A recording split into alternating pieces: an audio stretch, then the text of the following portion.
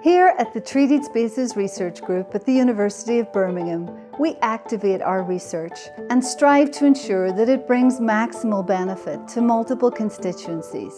Here are 4 ways that we've achieved this since 2021.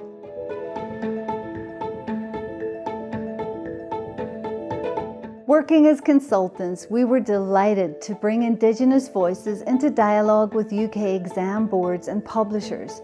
We worked to indigenise the new 2023 AQA GCSE textbook so that British students now have a more informed understanding of American history. I started writing the textbook because I wanted to teach history better, and I'd noticed that there was this gap in terms of Indigenous voices and Indigenous experience. So writing the textbook really helped me to dive deeper into that, find out more and be a better teacher. And now the textbook is this excellent resource that we have to give the students so that they can learn a more accurate history.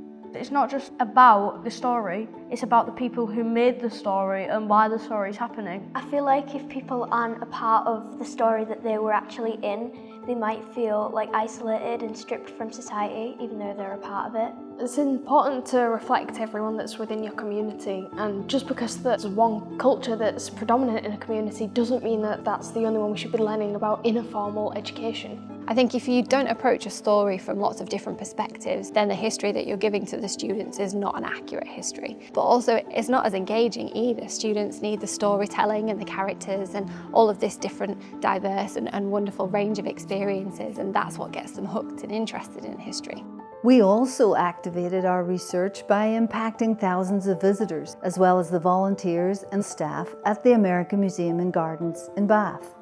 We co-created the Material Quay Dress to Redress exhibition with Celeste Pedri-Spade. We also co-produced interpretation of Indigenous materials and installed innovative interactive digital storytelling platforms.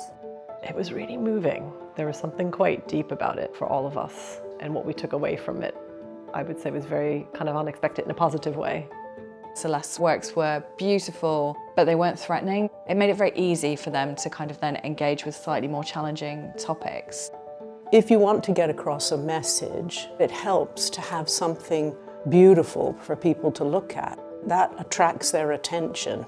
It's massively impacted the way I work now and the approach that I take with our collections and our interpretation more broadly. It was a moment when I really started to kind of get a handle on how to tackle those subjects and how to present them to people in different ways so that they would come with me on the journey and not sort of run away scared. It's been 2 years since we had the exhibition, but also it feels very much like something that happened yesterday, and I think the reason is that legacy that it's given us. It's something that will always be with us. It was that special.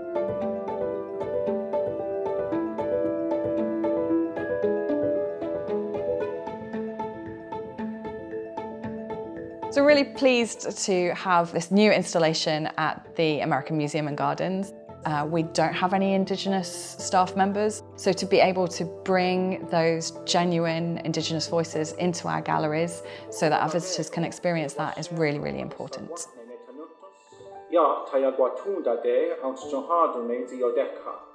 I never heard any American Indian in my life. Oral history is hugely important, isn't it? So it needs to be retained.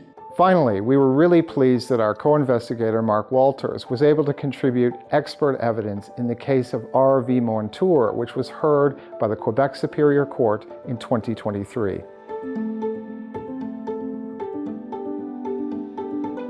I've been very pleased to be part of the Treated Spaces Research Group. The work of the group parallels my interest in Crown Indigenous treaty relationships, and in particular, a treaty relationship known as the Covenant Chain. Like most of the treaty relationships, it was represented by what are called wampum belts. So a number of years ago, I was asked by the lawyers of 2 Mohawk men who were charged with failing to pay excise tax on goods that they had imported into Canada. The purpose of my testimony was to assist the court in understanding their defense that because of the treaty relationship, they were free to engage in trade without the interference of the Canadian state. The outcome of the case was that the judge dismissed the charges against the 2 accused on the grounds, in part, of the treaty defense. It's a little unclear where it'll end up going, but it does provide a legal impetus for governments to start engaging with Haudenosaunee and other Indigenous groups about what these historical treaties mean today. We think that this and other cases like it are going to herald a new era in Canadian legal treaty relationships, where historic agreements are going to be honored by the government and recognized as law by the courts.